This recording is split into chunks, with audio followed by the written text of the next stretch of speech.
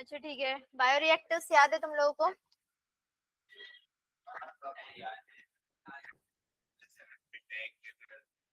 ठीक है, applications of PCR क्या क्या है?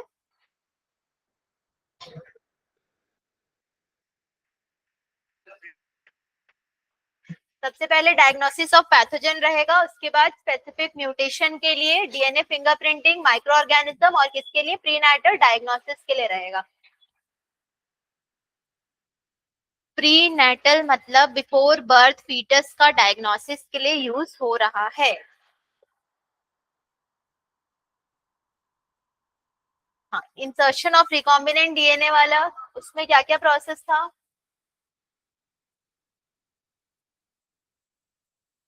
सुनेंगे हम।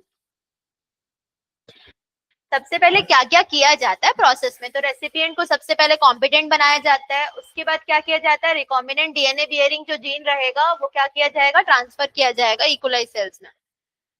पोस्ट सेल ट्रांसफॉर्म होगा किसमें? एम्पिसिलिन रेजिस्टेंट में। उसके बाद सिर्फ ट्रांसफॉर्मेंट्स ग्रो होंगे और स्क्रीनिंग जो होगा वो सेलेक्टेबल मार्कर से होगा। तो ये स्टार्टिंग से पूरा प्रोसेस इसका है। उसके बाद तुम लोग का सेम एम्प्लीफिकेशन यानी कि पीसीआर का प्रोसेस। तो पीसीआर में क्या होता है? क्या होता है?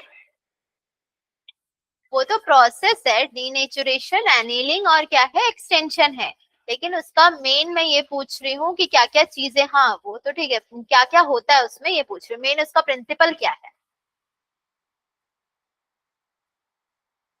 रिजल्ट क्या था? हाँ, मल्टीपल कॉपीज यानी कि एम्पलीफाई करना, जीन ऑफ इंटरेस्ट को हम एम्पलीफाई कर रहे हैं। तो सबसे पहले इसमें भी वही देख लेना, पीसीआर कर रहे हैं या जीन ऑफ इंटरेस्ट, फिर यहाँ से वेक्टर है तो ये क्या बन गया? रिकॉम्बिनेंट डीएनए बन गया। उसके बाद होस्ट सेल यानी कि जिसके अंदर रिकॉम्बिनेंट वेक्टर प्रेजेंट है वो प्लांट में ट्रांसफर करेंगे तो ट्रांसजेनिक प्लांट बन रहा है। फिर इसको हम स्टोर कर रहे हैं किसमें? इकोलाई में, ताकि आगे का और आउटसोर्सिंग कर सके उसके लिए। इसके अलावा नेक्स्ट क्या कर रहे हैं? एक्सप्रेशन जीन ऑफ इंटरेस्ट जो भी रहेगा होस्ट सेल में, और उसके बाद क्या बन जा रहा है? रिकॉम्बिनेंट प्रोटीन का फॉर्मेशन हो रहा है। तो ये मैंने इसका क्या क्या कर सकते हैं हम वो देख रहे हैं। उसके बाद तुम लोग का ऑब्टेनिंग फॉरेन जीन प्रोडक्ट है। तो ऑब्टेनिंग फॉरेन जीन प्रोडक्ट में स्मॉल स्केल में हम किस में करते हैं? लैबोरेटरीज में कर रहे हैं, और लार्ज स्केल में हम किस में करते हैं? बायोरिएक्टर्स में कर रहे हैं। बायोरिएक्टर्स मतलब क्या होते हैं? लार्ज वेसल जिसमें रॉ मटेरियल्स को डाला जाता है विद ऑप्टिमम कंडीशंस, जैसे कि पीएच, टेम्परेचर, एयर जो भी उसका रहेगा सब कंट्रोल में, वो क्या होगा? कन्वर्ट होगा उसके प्रोडक्ट में। अब बायोरिएक्टर ये सब ऑप्टिमल कंडीशंस यानी कि temperature, pH, substrate, salt, vitamin और ऑक्सीजन प्रोवाइड कर रहा है। अब इसका दो टाइप के बायोरिएक्टर पढ़ते हैं, कौन सा? सिंपल स्टेट टैंक बायोरिएक्टर और एक है स्पार्ज स्टेट टैंक बायोरिएक्टर। तो स्टेड टैंक का मतलब क्या होता है? ये सिलेंड्रिकल शेप का रहेगा और क्या रहेगा? कर्व्ड बेस रहता है नीचे में इसका। और इसमें क्या रहता है? फैसिलिटी जैसे मिक्सिंग होगा, ऑक्सीजन अवेलेबिलिटी भी होगी उसके अंदर, ठीक है। लेकिन इसमें क्या होता है? एयर जो है वो बबल होता है। स्पार्ज स्टेट टैंक बायोरिएक्टर में बबल रहेगा, स्टेराइल एयर बबल्स। तो बायोरिएक्टर में क्या क्या चीजें होती हैं? एजिटेटर सिस्टम होता है, पीएच कंट्रोल सिस्टम होता है, ऑक्सीजन डिलीवरी सिस्टम होती है, और क्या रहेगा? सैम्पलिंग पोर्ट्स रहेंगे। सैम्पलिंग पोर्ट्स मतलब हाँ, कुछ सैंपल डालेंगे फिर उसका प्रोडक्ट रिलीज करेंगे, तो सैम्पलिंग पोर्ट्स भी इसके अंदर प्रेजेंट होता है ताकि हमें एग्जैक्ट, हाँ, डायग्राम में नहीं, कुछ सैम्पलिंग किसी किसी में, जैसे कि नॉर्मली सैम्पलिंग पोर्ट्स भी प्रेजेंट होती है ताकि थोड़ा बहुत जो भी निकाल के हम लोग पता कर सके कि हमारा जो प्रोडक्ट है वो सही बन रहा है या नहीं बन रहा है करके। तो वो रहेगा इसमें। उसके बाद next downstream processing. Downstream processing में क्या चीज था? इसको क्या करेंगे हम लोग? प्रोडक्ट रेडी फॉर क्या रखेंगे हम लोग? मार्केट के लिए। तो इसमें क्या रहेगा? कुछ प्रिजर्वेटिव्स भी हम ऐड करते हैं इसमें क्लिनिकल ट्रायल के पहले, या उसके बाद उसको क्लिनिकल ट्रायल के लिए भेजा जाता है, जैसे ड्रग्स के केस में वही रहेगा। उसके बाद स्ट्रिक्ट क्वालिटी कंट्रोल टेस्टिंग भी होता है हर एक प्रोडक्ट के लिए। तो यहाँ डाउनस्ट्रीम प्रोसेसिंग का क्या क्या चीज दिया हुआ है इसमें? पहले क्या हो रहा है? जैसे कल्चर या स्टॉक है उसको फ्लास्क में डाल रहे हैं, उसके बाद क्या कर रहे हैं? इनोक्यूलम। इनोक्यूलम मतलब स्टार्टर, जो स्टार्टर बना रहे हैं, उसके बाद बायोरिएक्टर में प्रोडक्शन करवा रहे हैं। फिर नेक्स्ट क्या हो रहा है? सेंट्रीफ्यूगेशन कर रहे हैं, फिर प्रेसिपिटेशन कर रहे हैं। तो वहां पर जो भी चीजें हो रही है उसके बाद हम लोग क्या क्या चीजें करते हैं? क्रोमेटोग्राफी करेंगे। फिर बहुत सारे प्रोसेस के बाद हम लोग को क्या मिलेगा? क्वालिटी कंट्रोल टेस्टिंग करने के बाद जो है डाउनस्ट्रीम प्रोसेसिंग अच्छे से कंप्लीट हो जाएगा, यानी कि रेडी फॉर मार्केट रहेगा।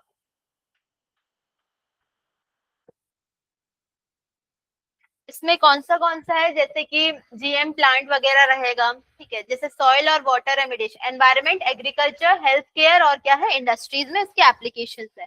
तो एग्रीकल्चर में क्या क्या चीज है, माइक्रो प्रोपोगेशन जो नेक्स्ट चैप्टर में देखते हैं, फिर एनिमल इंप्रूवमेंट के लिए भी यूज हो रहा है, एनवायरमेंट में सॉइल और वाटर रेमिडिएशन के लिए यूज हो रहा है, बायोसेफ्टी के लिए भी यूज हो रहा है, हेल्थ केयर में किसके लिए, एंटीबॉडीज प्रोड्यूस करने के लिए, उसके अलावा स्टेम सेल्स प्रोड्यूस करने के लिए, एंजाइम्स वगैरह देखते हैं इंडस्ट्री में तो एंजाइम्स के लिए रहेगा, फिर bio energy, biofuel, biotech instruments बनाने के लिए, ये सारी चीजों का यूज हो रहा है, मतलब बायोटेक्नोलॉजी का यूज हो रहा है इन सारी चीजों में।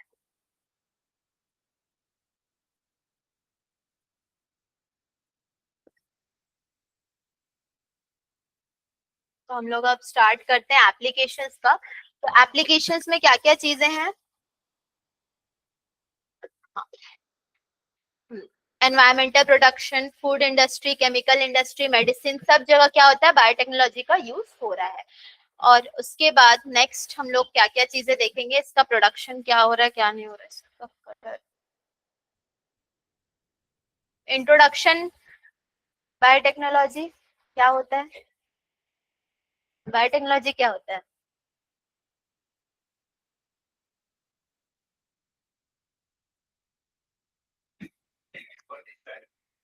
पूछ दिया तुमको तो।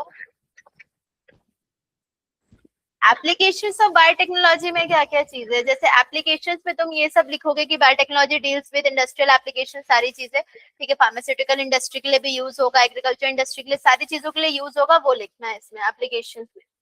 उसके बाद जो मेजर रिसर्च जो एरियाज है उसमें क्या रहेगा, सप्लाई करना किन किन चीजों को रहेगा, बेस्ट, हाँ बेस्ट कैटलिस्ट को, यानी कि माइक्रोब या प्योर एंजाइम्स वगैरह, ठीक है, इम्प्रूव्ड ऑर्गेनिज्म, उसके कैरेक्टरिस्टिक भी अच्छे हो जाएंगे। उसके बाद हम लोग को क्या क्रिएट करना है, ऑप्टिमल कंडीशंस क्रिएट करना है। कैसे क्रिएट करेंगे, जेनेटिक इंजीनियरिंग से, ताकि कैटलिस्ट जो है वो क्या कर सके, फंक्शन कर सके। अब प्यूरिफिकेशन भी करेंगे प्रोटीन या ऑर्गेनिक कंपाउंड का, कैसे करेंगे, डेवलप करके डाउनस्ट्रीम टेक्नोलॉजीज को। डाउनस्ट्रीम टेक्नोलॉजीज का मतलब क्या होता है, फिल्टर करके उसको क्वालिफाई करेंगे, आगे फिर कंट्रोल टेस्टिंग करेंगे, वो सब चीजें पूरा रहेगा। तो बायोटेक्नोलॉजिकल एप्लीकेशन हम किस में देख रहे हैं, एग्रीकल्चर में। तो एग्रीकल्चर में सबसे पहला फूड प्रोडक्शन को हम कैसे, हाँ agrochemical based agriculture, organic culture, और एक क्या रहेगा, genetically engineer crop based agriculture रहेगा। तो ग्रीन रेवोल्यूशन का देखते हैं, तो क्रॉप प्रोडक्शन अभी बहुत इंक्रीज हो रहा है, कैसे इंक्रीज हो रहा है, इम्प्रूव क्रॉप वेराइटीज इंक्रीज हो रही है, क्रॉप इम्प्रूवमेंट बढ़ रहा है, क्रॉप का मैनेजमेंट प्रैक्टिसेस भी बढ़ रहा है, और बायो एग्रोकेमिकल्स का जो यूज है, फर्टिलाइजर्स और पेस्टिसाइड्स, इसको भी सही से यूज किया जा रहा है। इसके बाद जैसे फूड सप्लाई जो है वो क्या हो जा रहा है, ट्रिपल, लेकिन इनफ नहीं है अभी भी वो ग्रोइंग पॉपुलेशन के लिए।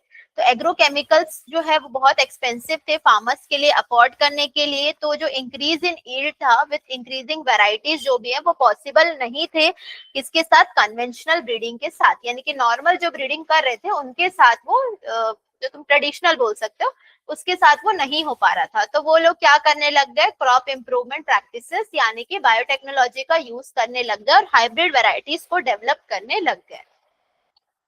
अब और क्या क्या चीजें, जैसे इसमें पहला क्या रहेगा, हम लोग क्या डाल रहे हैं, जेनेटिकली मॉडिफाइड क्रॉप्स जो था वो एक अल्टरनेटिव था किसके लिए, मैक्सिमम यील्ड निकालने के लिए। उसके बाद कुछ यूजफुल में देखते हैं जीएम प्लांट्स जो एग्रीकल्चर में है, पहला क्या है, improvement in nutritional quality, example में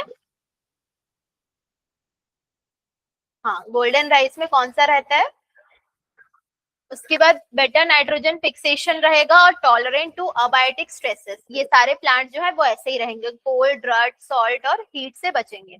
रेड्यूस करेंगे क्या चीज, केमिकल पेस्टिसाइड्स को। उसके बाद रेड्यूस पोस्ट हार्वेस्ट जो लॉसेस हो रही थी उनका, उसको भी लूज करेंगे। एफिशिएंसी जो है मिनरल यूसेज का प्लांट से, वो भी इसको क्या कर रहे हैं, इंक्रीज कर रहे हैं। प्रोडक्शन क्या कर रहे हैं, डिसीज रेजिस्टेंट क्रॉप का भी प्रोडक्शन कर रहे हैं। उसके अलावा माइक्रो प्रोपोगेशन कर रहे हैं ताकि बहुत ज्यादा मास में एनर्जी प्रोडक्शन हो सके। तो ये सारे चीजें क्या है, जीएम प्लांट्स का एग्रीकल्चर में कुछ एस्पेक्ट्स हैं। तो इसमें से मेनली तो तुम लोग 4 या 5 पॉइंट अच्छे से समझ लेना, जैसे न्यूट्रिशनल क्वालिटी का, नाइट्रोजन फिक्सेशन का, टॉलरेंट, और एक क्या रहेगा, केमिकल और पोस्ट हार्वेस्ट लॉसेस। तो ये अच्छे से याद रखना कि क्या क्या चीजें हैं करके। भूमिका एब्सेंट हो रही है क्या? उसका ध्यान यहाँ रहता है, पता नहीं कहाँ रहता है। जेनेटिकली मॉडिफाइड जो है। हाँ, टमाटर और उसका पोटैटो और टोमेटो का। टोमेटो।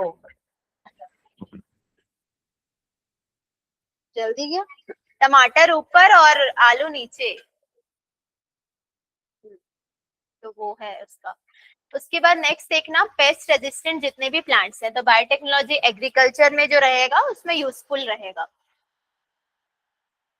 क्या?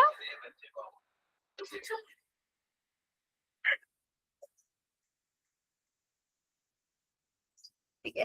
डेवलपमेंट करना किस चीज का? पेस्ट रेजिस्टेंट प्लांट्स का, ताकि हम पेस्टिसाइड के यूज को रिड्यूस कर सके। तो जैसे कि सबसे पहला कौन सा था? Introduction of BT toxin. BT का फुल फॉर्म बैसिलस thuringiensis। तो ये रहेगा किसकी वजह से? बीटी टॉक्सिन जीन की वजह से।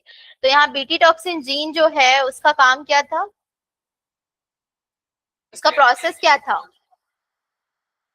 पूरे शुरू से बताओ, प्रोसेस क्या था?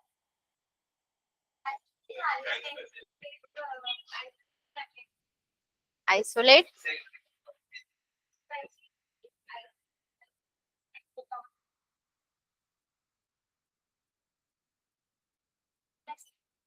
हाँ, तो वही है यहाँ पर बैसिलस थायरोजेनेसिस है। और तुम, हे भगवान। हाँ, जो कि इंसेक्ट्स को किल कर रहा था, जैसे लेपिडोप्टेरेंस हो गए, डिप्टेरेंस हो गए, या फिर कोलियोप्टेरेंस हो गए। तो अब बीटी टॉक्सिन जीन जो है वो एक्सप्रेस कर रहा था खुद को। वो क्या है? प्रोटीन क्रिस्टल रहेगा, जो कि एक पर्टिकुलर फेज ऑफ बैक्टीरिया में ये क्या हो रहा है? ईल्ड हो रहा है यहाँ पे। अब नेक्स्ट, बीटी टॉक्सिन एग्जिस्ट करता है किस फॉर्म में रहता है? नॉर्मल वो इनएक्टिव फॉर्म में रहेगा। जैसे इंजेक्शन हो जाएगा इंसेक्ट से, जो अल्कलाइन पीएच रहेगा गट का, इसकी वजह से वो क्रिस्टल्स को सोल्यूबलाइज कर देगा। अब एक्टिवेटेड टॉक्सिन किस में बाइंड हो जाता है? उनके एपिथेलियल सेल्स के साथ बाइंड हो जाएगा और पोर्स क्रिएट करता है, जिसकी वजह से लाइसिस यानी कि डेथ हो जाती है इंसेक्ट की। तो जो बीटी टॉक्सिन है वो आइसोलेशन फ्रॉम बैक्टीरिया, और जीन कौन सा कोड कर रहा है? वो क्राई जीन। डिफरेंट टाइप्स के हैं, जैसे अलग अलग कौन से हैं? क्राई 1 एसी और क्राई 2 एबी किसके लिए है? कॉटन बोलवर्म्स के लिए है। क्राई 1 एबी जो है वो किसके लिए है? कॉर्न बोरर के लिए है। तो अच्छे से लिख लोगे ना? भूल जाओगे? कैसे भूल जाओगे तुम? बैसिलस से कॉर्न में डाले, उसके बाद कॉर्न बोरर फीड किया उसके ऊपर, तो इसके अंदर इसका जो अल्कलाइन पीएच ऑफ गट रहेगा वहां पर जाके वो क्या कर देगा? टॉक्सिन पोर क्रिएट कर देगा उसके एपिथेलियल सेल्स में। तो इससे क्या हो जाएगा? नेक्स्ट इसकी डेथ हो जाएगी। ये रहता है। नेक्स्ट आता है कौन सा? RNA interference. याद है?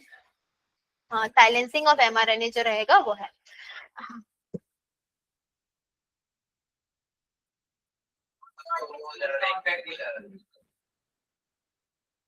अब नेक्स्ट देखना, इसमें क्या रहेगा? बीटी टॉक्सिन सारे के लिए नहीं रहेगा, तो और भी पेस्ट अवेलेबल, मतलब पेस्ट के लिए कर रहे हैं हम लोग। जैसे कि दूसरा कौन सा? आरएनए इंटरफेरेंस रहेगा। तो आरएनए इंटरफेरेंस में एग्जांपल इसमें क्या है? मेलेडोजाइन इनकॉग्निशिया रूट्स ऑफ टोबैको के लिए। तो जो प्रिंसिपल रहता है, ये क्या क्रिएट कर रहा है? पेस्ट रेजिस्टेंस क्रिएट कर रहा है, डेवलप। तो इसको हम क्या बोल रहे हैं? Silencing translation of specific mRNA बोल रहे हैं इसको। इसके बाद आरएनए इंटरफेरेंस जो है सारे यूकैरियोटिक में हो रहा है, किस मेथड से? सेल डिफेंस की मेथड से ये होगा। तो साइलेंसिंग जो है स्पेसिफिक एमआरएनए का, वो किसकी वजह से होता है? क्योंकि एक कॉम्प्लीमेंट्री डीएसआरएनए वहां पर क्या हो जाएगी? हाँ, वो जुड़ जाएगी, ताकि वो इनहिबिट कर सके किस चीज को? ट्रांसलेशन ऑफ एमआरएनए को। एमआरएनए क्या बनाएगा? प्रोटीन बनाएगा। तो उसके लिए क्या हो जाएगा कि एक दूसरा जो कॉम्प्लीमेंट्री डीएसआरएनए है वो आरएनए के साथ आके बाइंड हो जाता है, जिसकी वजह से ट्रांसलेशन नहीं हो पाता है आगे। तो वो बाइंड करेगा और ट्रांसलेशन को प्रिवेंट कर रहा है। सोर्स क्या रहेगा इसका? सोर्स क्या रहेगा डीएसआरएनए कॉम्प्लीमेंट्री का? आरएनए वायरस जो रहेगा वो, या फिर ट्रांसपोजोन्स। तो ट्रांसपोजोन्स क्या होते हैं? हाँ, मोबाइल एलिमेंट रहेंगे, और वो जंपिंग जीन्स रहते हैं। तो आरएनए इंटरफेरेंस में तुम लोग क्या लिखोगे? मेथड पूरा लिखोगे?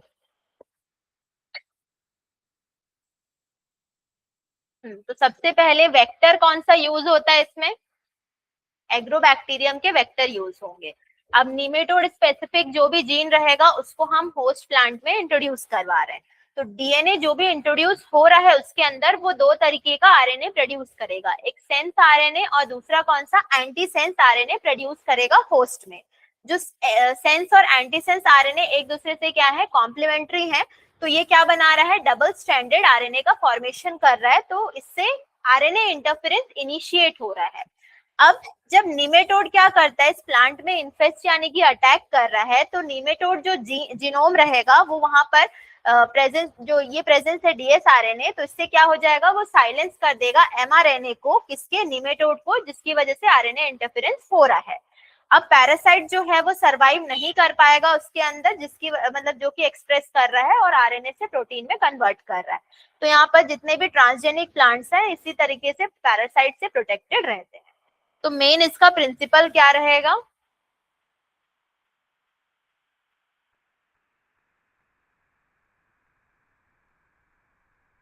प्रिवेंट करना एमआरएनए को ट्रांसलेट होने से। ठीक है, तो मेन उसका काम ये रहेगा। कैसे होगा वो, डबल स्ट्रैंडेड आरएनए का फॉर्मेशन करेगा, जिसकी वजह से एमआरएनए प्रोटीन में कन्वर्ट नहीं हो पाएगा। ठीक है, वेक्टर कौन सा यूज हो रहा है, एग्रोबैक्टीरियम। निमेटोड यहाँ पर कौन सा है, मिलेटोजेन इनकॉग्निशिया रहेगा, टोबैको प्लांट जो रहेगा उसका। ये दिख रहा है, हाँ वो इन्फेस्ट कर रहा है, पूरा उस चीज को बता रहा है। तो इसमें नोड्यूल्स जैसे डेवलप हो जाना शुरू हो जाते हैं। जैसे ही आरएनए इंटरफेरेंस हो जाएगा तो ये क्लियर हो जाएगा, वो जो रूट्स क्लियर दिख रहे हैं पूरा क्लियर हो जाएगा वो, मतलब आरएनए इंटरफेरेंस पूरी तरीके से सक्सेस रहा वहां पर। उसके बाद हम क्या देखते हैं, मेडिसिन में क्या हुआ, उसके बाद हम मेडिसिन में देखते हैं। तो मेडिसिन में क्या रहेगा, डायग्नोस करना और ट्रीट करना अलग अलग डिसीजेस को, फिर ड्रग्स से, और प्रोटेक्ट करना डेंजरस डिसीजेस से भी, जीन थेरेपी, नए और हेल्दी जीन्स को इंसर्ट करना। तो और टारगेटेड जो भी एक्शन रहेगा देख रहे हैं उसको। तो इसमें सबसे पहला क्या रहेगा, हम लोग क्या किसके बारे में पढ़ते हैं इसमें, पहले इंसुलिन है। प्रो इंसुलिन और इंसुलिन में क्या डिफरेंस है, एक्टिव कैसे होता है, नहीं उससे पूछ रहे हो। तो डिफरेंस में तुम वही लिखोगी, सी पेप्टाइड प्रेजेंट रहेगा और एब्सेंट रहेगा, वो है एक्टिव, और इनएक्टिव मत लिखना उसको। ठीक है, क्योंकि हम लोग बाहर तो उसको A+B बनाते हैं बस इसीलिए। तो डेफिशिएंसी जो है इंसुलिन की वो क्या कॉज करता है, डायबिटीज कॉज कर रहा है। तो ट्रेडिशनली ह्यूमन इंसुलिन जो है वो अवेलेबल नहीं था, तो इंसुलिन ऑफ एनिमल्स यानी कि स्लॉटर्ड कैटल और पिग्स से ले रहे थे। तो एनिमल इंसुलिन जो है कभी कभी इम्यून रेस्पॉन्सेस क्रिएट कर रहा था, जैसे कि एलर्जी और कुछ रिएक्शन फॉरेन इंसुलिन की वजह से, और वो इफेक्टिव नहीं था। तो बैक्टीरिया जो था उसको जेनेटिकली इंजीनियर किया गया ताकि वो ह्यूमन इंसुलिन को प्रोड्यूस कर सके लार्ज क्वांटिटीज में, क्योंकि बैक्टीरिया ही हम ग्रो कर पाते थे इजीली कल्चर मीडियम के अंदर। उसके बाद इसमें मेन इसका शुरू होता है जो इंसुलिन का, तो फर्स्ट क्रिएटेड 1983 एली लिली ने किया था इसको। उसके बाद इंसुलिन जो था वो क्या करता है, मेन उसका फंक्शन क्या रहता है कि ब्लड शुगर लेवल को वो, उसके बाद नेक्स्ट क्या है, मैच्योर इंसुलिन में क्या रहता है, दो शॉर्ट पॉलीपेप्टाइड के चेन्स रहेंगे, मतलब एक चेन ए रहेगा और एक चेन क्या रहेगा, बी रहेगा। दोनों में कौन से बॉन्ड रहेंगे, डाइसल्फाइड के बॉन्ड जो है वो प्रेजेंट रहेंगे। और इंसुलिन सिंथेसाइज किस फॉर्म में होता है, प्रो हार्मोन के फॉर्म में सारे एनिमल्स में। तो इसमें क्या क्या चीजें रहती हैं, ए बी और एक क्या रहेगा, जैसे ए पेप्टाइड है, बी पेप्टाइड है और एक कौन सा रहेगा, सी रहेगा। ये बी, ए बी और सी। मैच्योर इंसुलिन में जो सी जो है वो एब्सेंट रहता है। आरडीएनए टेक्नोलॉजी को यूज करके दो डीएनए सीक्वेंसेस को क्या किया गया है, ए और बी को इंट्रोड्यूस किया गया प्लाज्मिड्स ऑफ ई कोलाई में, और इसको अलग से प्रोड्यूस किया गया। इंसुलिन के चेन्स को A+B को अलग से प्रोड्यूस किया गया था। तो ए और बी एक्सट्रैक्ट और जो कॉम्बिनेशन है वो किससे, डाइसल्फाइड बॉन्ड से हो रहा है ह्यूमन इंसुलिन का, वो याद रखना। तो डिफरेंस में अगर पूछेगा तो डिफरेंस में प्रो इंसुलिन और उसका, तो वही रखना कि एडिशनल सी पेप्टाइड जो है वो किसमें प्रेजेंट है, प्रो इंसुलिन में, और मैच्योर इंसुलिन में वो एब्सेंट रहेगा।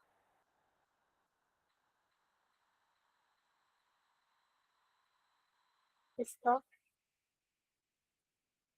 उसका डायरेक्टली वो उसको उसके साथ कनेक्ट करता है ना, जो फ्लूइड मीडियम है उसके साथ कनेक्ट करने के लिए, तो इसमें ब्लड वेसल से जाएगा तो टाइम लगेगा रिएक्शन होने में, और ज्यादा जिसको रहता है उसके लिए तो यही रहेगा, तो तुरंत तुरंत हर दवाई रिएक्ट नहीं करता है, सबकी बॉडी के हिसाब से अलग अलग रहेगा। हाँ,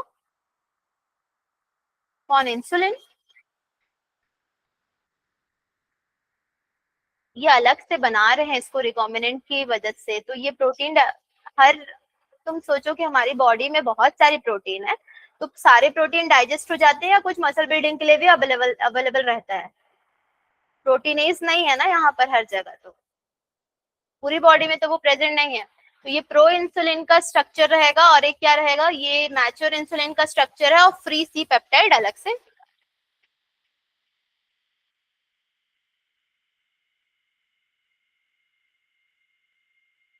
जीन थेरेपी का देखते हैं, तो जीन थेरेपी क्या था, किसके बारे में पढ़ रहे थे इसमें?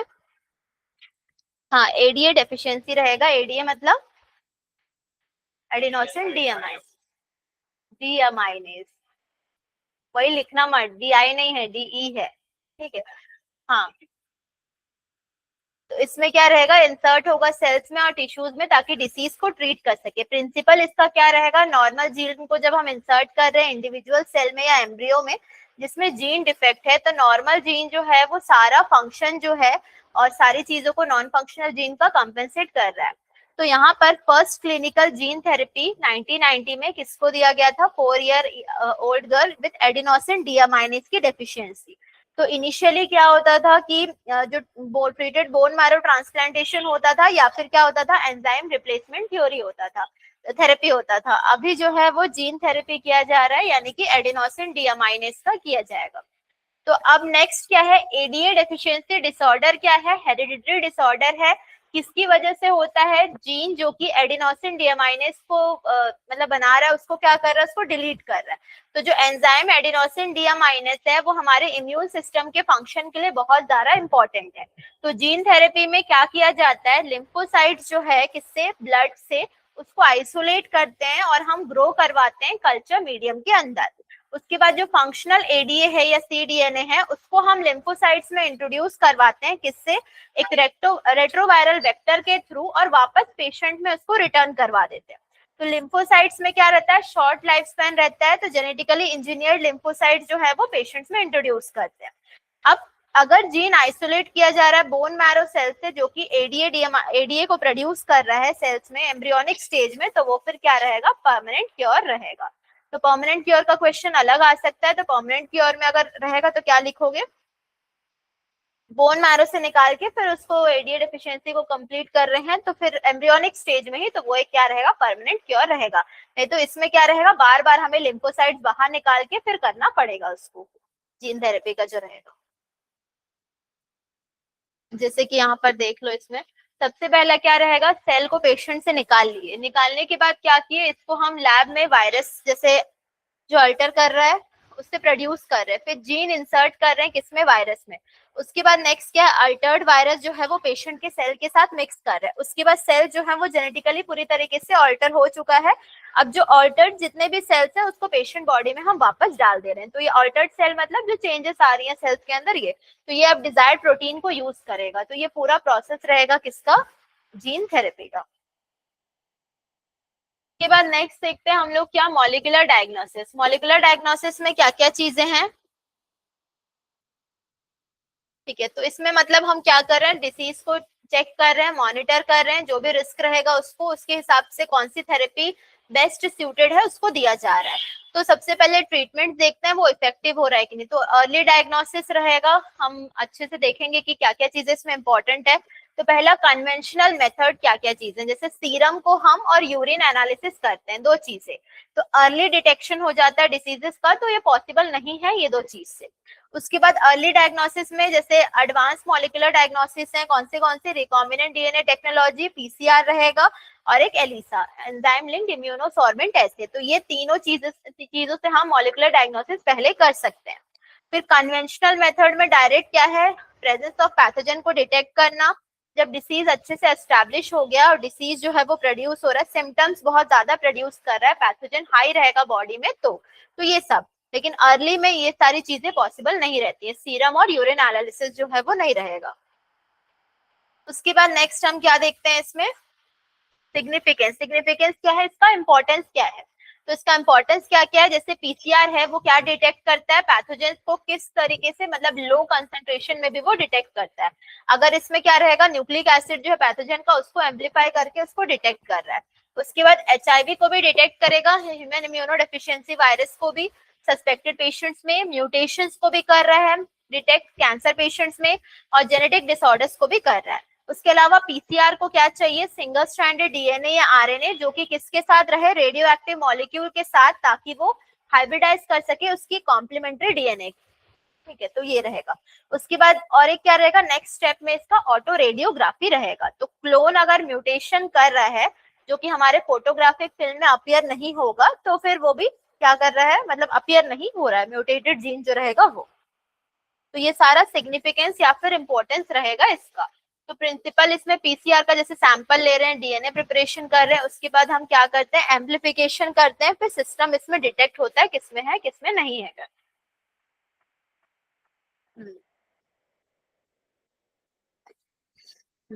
ठीक है, तो ये एलिसा का टेस्ट है। ये एलिसा में ये रहता है एंटीजन और एंटीबॉडी इंटरेक्शन, इसका मेन प्रिंसिपल वही रहता है, उसी को डिटेक्ट करते हैं। तो एलिसा मेनली डिटेक्ट कैसे करेगा कि जैसे एंटीबॉडी डाल रहे हैं उसके अगेंस्ट एंटीजन वो वर्क कर रहा है या नहीं, रिएक्ट कर रहा है या नहीं, उन दोनों के बीच का जो इंटरेक्शन रहेगा उस हिसाब से कर रहे हैं। उसके बाद नेक्स्ट हम लोग देखते हैं किसका, ट्रांसजेनिक एनिमल्स का। तो इसको हम डिफाइन कैसे करते हैं, डीएनए क्या कर रहा है, मैनिपुलेट कर रहा है और क्या कर रहा है, एक्सप्रेस कर रहा है फॉरेन जीन को, तो उसको हम क्या बोलते हैं, ट्रांसजेनिक एनिमल्स बोल रहे हैं। तो ये याद है, ये कौन है और ये लोग कौन है।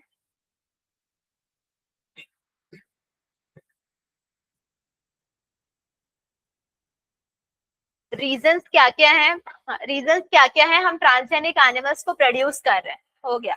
तो पहला कौन सा है, नॉर्मल फिजियोलॉजी और डेवलपमेंट, हो गया। ट्रांसजेनिक एनिमल्स को हम डिजाइन वैसे ही करते हैं ताकि हम डिफरेंट चीजें, उसका जीन कैसे रेगुलेट हो रहा है, कैसे उसके इफेक्ट कर रही है, तो और डेवलपमेंट कैसे हो रहा है उसको हम जान सके। जैसे कि study of insulin like growth factors हैं जो कि ग्रोथ में भी मतलब इन्वॉल्व रहेगा और इंट्रोड्यूस करेगा जीन्स को अलग अलग स्पीशीज के, और फॉर्मेशन जो है, ये सारे फैक्टर्स को स्टडी करेगा सब चीजों को। मेन तो इसका वही है कि नॉर्मल फिजियोलॉजी और डेवलपमेंट में हम उसकी स्टडी कर रहे हैं, उसको देख के पहचान रहे हैं कैसा है, क्या बिहेवियर शो कर रहा है क्या नहीं, वो सब। स्टडी ऑफ डिसीजेस, अब ये डिसीजेस के लिए भी मॉडल के फॉर्म में यूज हो रहा है, जिसमें इन्वेस्टिगेशन होते हैं नए ट्रीटमेंट्स के लिए डिसीजेस के लिए। जैसे ट्रांसजेनिक एनिमल को, एनिमल मॉडल में जैसे कौन सा cancer, cystic fibrosis, arthritis, rheumatoid arthritis है, और एक अल्जाइमर्स डिसीज, इनको हम यूज करते हैं एनिमल्स को कि हम क्या कर सके, ट्रीटमेंट खोज सके इसका।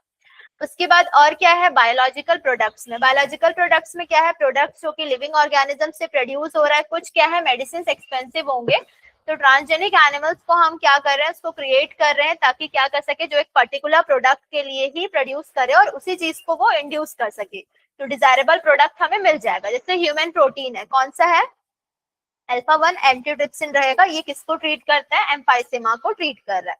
फिर अलग अलग एटम्स भी बनाया गया किसके लिए, फिनाइल कीटोन्यूरिया के ट्रीटमेंट के लिए और सिस्टिक फिब्रोसिस के लिए। तो सबसे पहला 1997 में फर्स्ट ट्रांसजेनिक कर्व यानी कि रोसी जो है वो प्रोड्यूस किया, क्या प्रोड्यूस किया, ह्यूमन प्रोटीन एनरिच्ड मिल्क, कितना था 2.4 ग्राम्स पर लीटर, कौन सा, ह्यूमन अल्फा लैक्टोएल्बुमिन। और न्यूट्रिशनली ये बहुत ज्यादा क्या था, बैलेंस प्रोडक्ट था ह्यूमन बेबीज के लिए देन नेचुरल काउ। इसके बाद नेक्स्ट क्या था, वैक्सीन सेफ्टी के लिए, वैक्सीन सेफ्टी के लिए ये भी बोल हो रही है, वैक्सीन सेफ्टी के लिए रहेगा। तो वैक्सीन सेफ्टी में क्या रहेगा, सबसे पहले टेस्ट किया जाता है किसमें, ट्रांसजेनिक माइस में, ताकि टेस्टिंग कर सके ह्यूमन के पहले, उनके हमारे, तुम पाल के रखना, तुम्हारे ऊपर पहले करेंगे, ठीक है। तुमको भेजना पड़ेगा, बोलना कि मैं रेडी हूँ वैक्सीन ट्रायल के लिए, मेरे को रख लो माइस की जगह, वो स्मॉल ऑर्गेनिज्म है ना।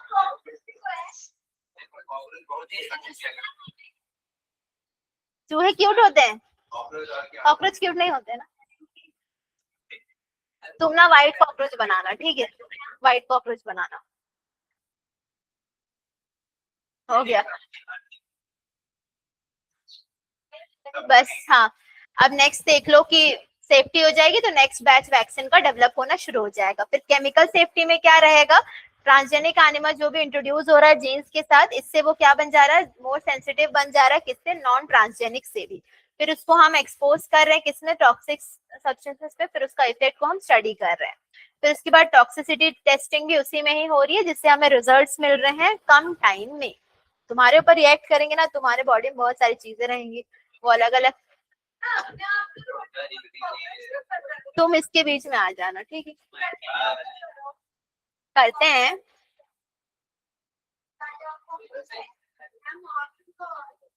हाँ, मंकी के ऊपर अभी थोड़ा वो हो गया है, लेकिन मंकी के ऊपर करते हैं।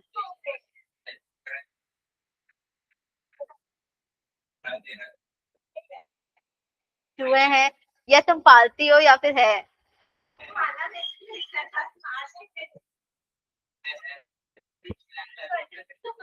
अब एथिकल इश्यूज में देखना, एथिकल स्टैंडर्ड भी हमें मेंटेन करना पड़ रहा है सारी चीजों के लिए। तो फिर पहला, जेनेटिक मॉडिफिकेशन अगर कर रहे हैं तो कुछ अनप्रिडिक्टेबल रिजल्ट्स भी रहेंगे। जैसे कुछ ऑर्गेनिजम्स हम इकोसिस्टम में प्रोड्यूस करवा रहे हैं, तो इंडियन गवर्नमेंट ने सेटअप किया ऑर्गेनाइजेशन, कौन सा, GEAC, genetic engineering approval committee, जिससे क्या होता है, सारे डिसीजन जो भी जीएम रिसर्च चीजों के बारे में और उनकी सेफ्टी के बारे में। मॉडिफिकेशन जो भी रहेगा लिविंग ऑर्गेनिजम्स का हमारा पब्लिक सर्विसेज के लिए, तो वो क्या, जैसे कि फूड वगैरह हो गया, मेडिसिन सोर्सेस हो गया, इनको भी क्रिएट किया गया है। और ये प्रॉब्लम क्रिएट करता है किसके साथ, पेटेंट्स के साथ। हाँ, हाँ।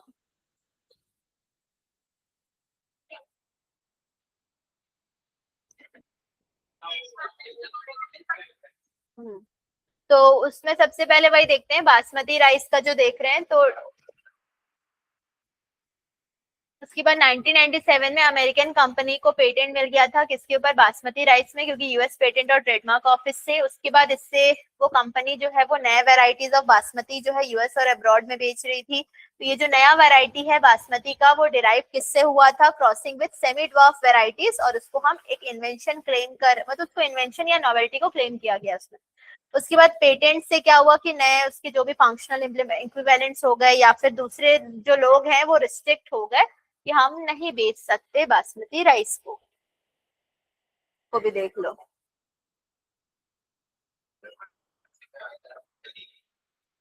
टर्मेरिक का भी था, तुलसी, हाँ, नीम और टर्मेरिक था, ठीक है।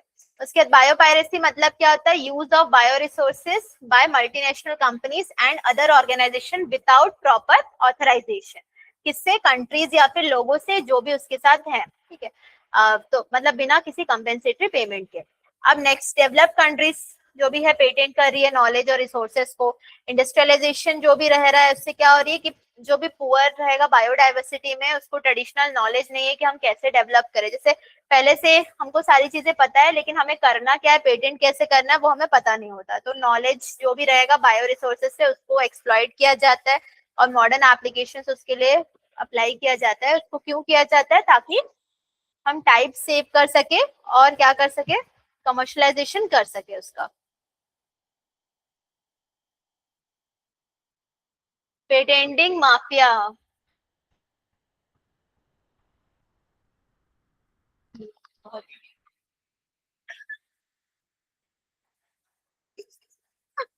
तुम ज्वाइन कर लो उसके साथ, हाँ, तुम ज्वाइन कर लो उसके साथ। अब जो भी रियलाइजेशन है किसका, इनजस्टिस का या इनएडिक्वेट कंपनसेशन का, जो भी डेवलप्ड और डेवलपिंग कंट्रीज के बीच में रहेगा, पैक करना शुरू इसका, ठीक है। मैं क्वेश्चन करवा दी तो अभी, हाँ, ठीक है। इंडियन पार्लियामेंट ने भी क्या किया, क्लियर किया किसको, ये याद रखना है ना।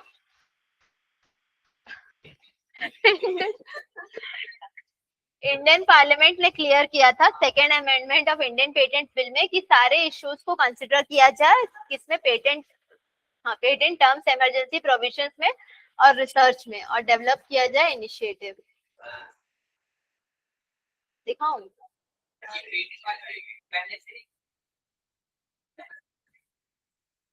लॉ नहीं, अमेंडमेंट है ना। हाँ तो अमेंडमेंट मतलब क्या होता है? हाँ, पहले से लॉ अप्लाइड है, फर्स्ट अमेंडमेंट होगा मतलब पहली बार चेंज हुआ है, सेकंड अमेंडमेंट हुआ है तो मतलब दूसरी बार चेंज हुआ है, तो वो चेंज होते ही रह सकते हैं, ऐसा कुछ नहीं है। What is a recombinant protein?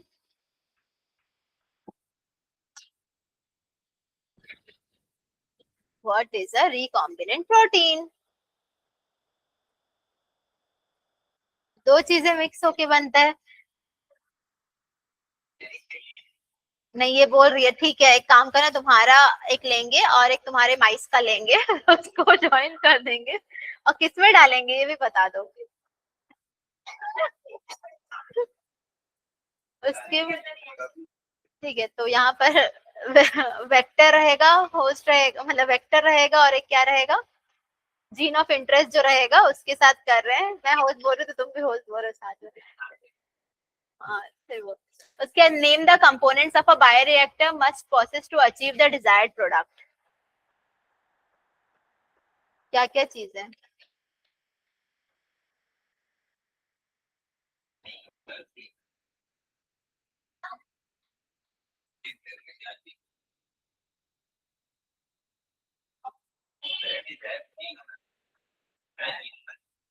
और pH control system, foam control भी रहेगा, ऑक्सीजन भी रहेगा। एक और यहाँ पर लिखा है, what is the continuous culture system, what are its advantages. हाँ, बायोरिएक्टर में हम जो भी रॉ मटेरियल्स हैं उसको बार बार क्या करते हैं, और प्रोडक्ट भी ज्यादा अमाउंट में रॉ प्रोडक्ट एक बार में बन रहे हैं यहाँ पर, तो ये रहेगा। Explain the role of enzymes in extraction of DNA from Rhizopus. अच्छा, राइजोपस का नहीं है ना इसका? है नहीं। तो डीएनए अगर हाइड्रोफिलिक मॉलिक्यूल है तो वो पास नहीं हो रहा है सेल मेम्ब्रेन से, तो एक्सप्लेन करना है टेक्निक जिससे डीएनए को हम बैक्टीरियल सेल में डाल रहे हैं, प्लांट सेल में और एनिमल सेल में डाल रहे हैं।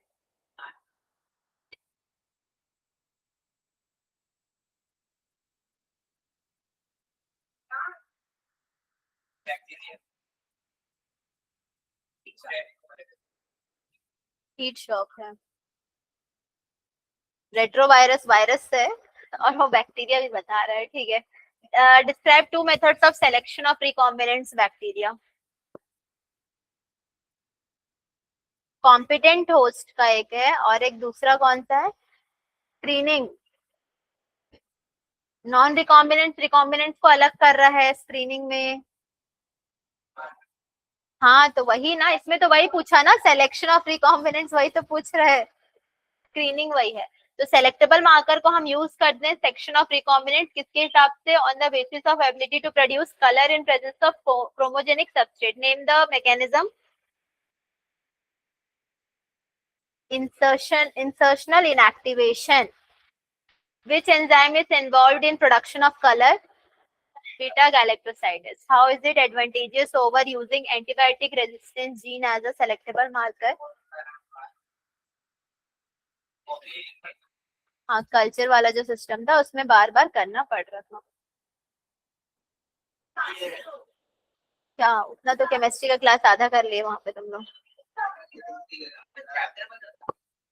क्या? कितना खुश हो तुम लोग ना। तो बस लास्ट ही तो बचा है उसमें, लास्ट बचा है उसमें, कितना छोटा चैप्टर तो बचा है, हो गया।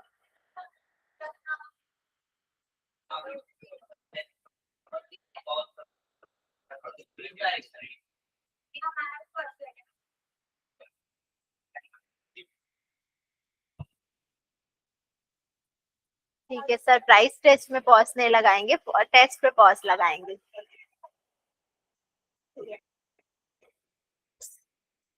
Role of Agrobacterium ट्यूमेफेशियंस।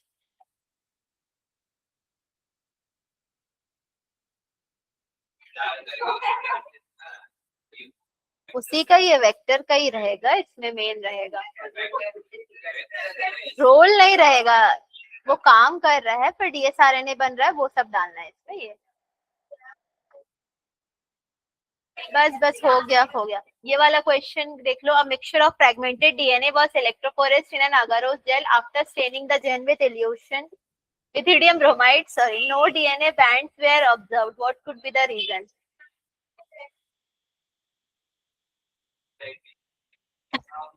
Ethidium bromide तो दिख रहा था क्या सनलाइट में?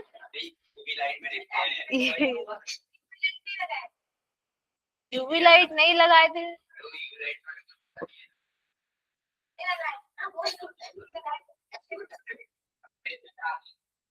हाँ, फ्रैगमेंट आगे नहीं बढ़े, हैवी डेंसिटी का था तो इस वजह से होगा वो रीजन है। तुम लोग यूवी एथिडियम ब्रोमाइड से भी वो दिखने लग जाता है यूवी यूवी लाइट में। जाट रेस्ट्रिक्शन ठीक है जाट।